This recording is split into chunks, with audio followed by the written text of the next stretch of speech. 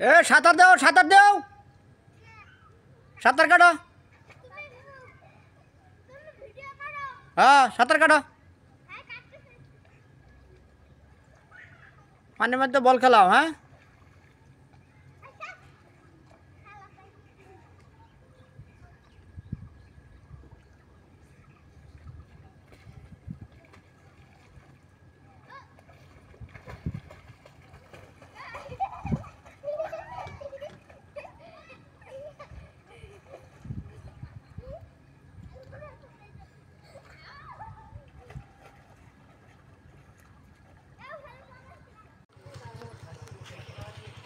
রাত্রেবেলা আসছে ইকো পার্কে ঘুরতে, কিন্তু অন্ধকারে বন্ধ, 5টার ভিতরে বন্ধ হয়ে গেছে। আমরা আসছি এমনিতেই।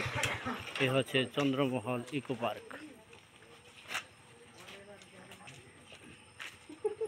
সজল মিয়া, বেলাল ভাই আমি তো জানি যে বেলাল ভাই তো দেখ পাইলাম না আলাপ কি কোন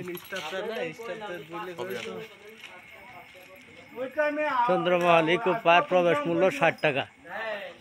সেই সময় বাজে 6টা কত আমি তো বেরোনোর সময় বলেছিলাম আর কি হবে বন্ধ না, আমরা তো অনেক দূর থেকে আসছি।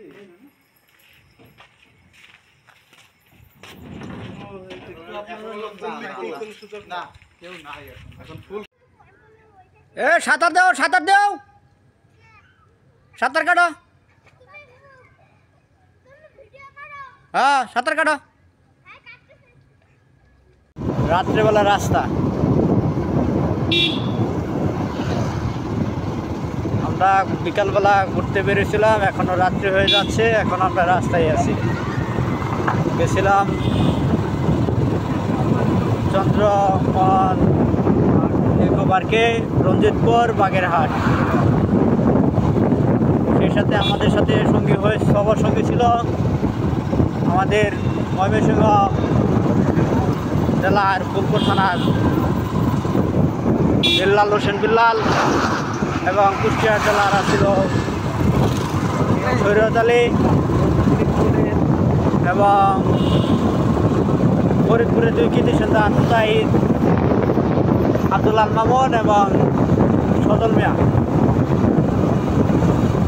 আপনাকে দেখাচ্ছি রাস্তার রাতে রাস্তা কীরকম সুন্দর দেখা যায়, লাইটের আলোতে, সবই আলোকিত।